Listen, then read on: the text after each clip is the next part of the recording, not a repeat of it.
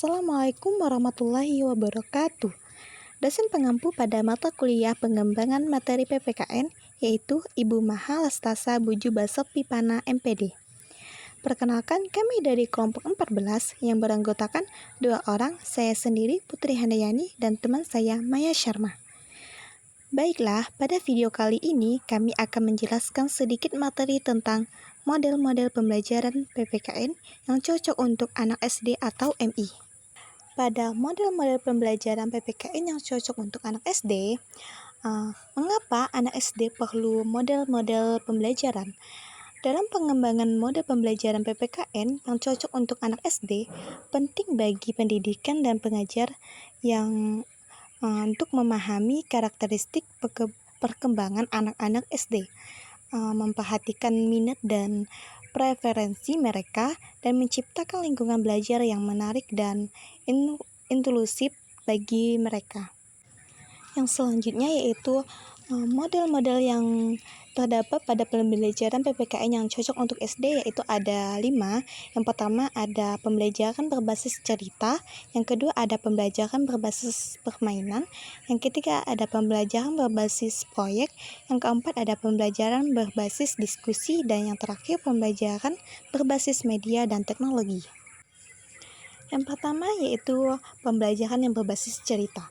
Model ini menggunakan cerita atau dongeng sebagai alat untuk mengajarkan nilai-nilai PKN kepada anak-anak. Cerita-cerita tersebut dapat diambil dari kisah-kisah nyata, dongeng, atau fabel. Melalui cerita, anak-anak dapat belajar tentang kebaikan, kerjasama, toleransi, dan nilai-nilai lainnya yang penting dalam PPKN. Yang kedua, pembelajaran berbasis permainan. Anak-anak SD cenderung belajar dengan cara bermain.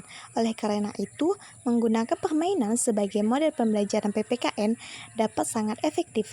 Misalnya, Anda dapat menggunakan permainan papan yang melibatkan pertanyaan-pertanyaan seputar nilai-nilai kebangsaan, demokrasi, hak asasi manusia, dan sebagainya.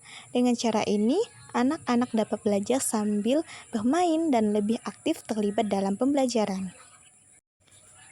Yang ketiga, pembelajaran berbasis proyek. Model pembelajaran ini melibatkan proyek-proyek kecil yang relevan dengan konsep-konsep PKN. Misalnya, Anda dapat mengajak anak-anak untuk membuat poster tentang kehidupan berdemokrasi, membentuk kelompok diskusi tentang hak-hak anak, atau mengadakan simulasi pemilihan kelas.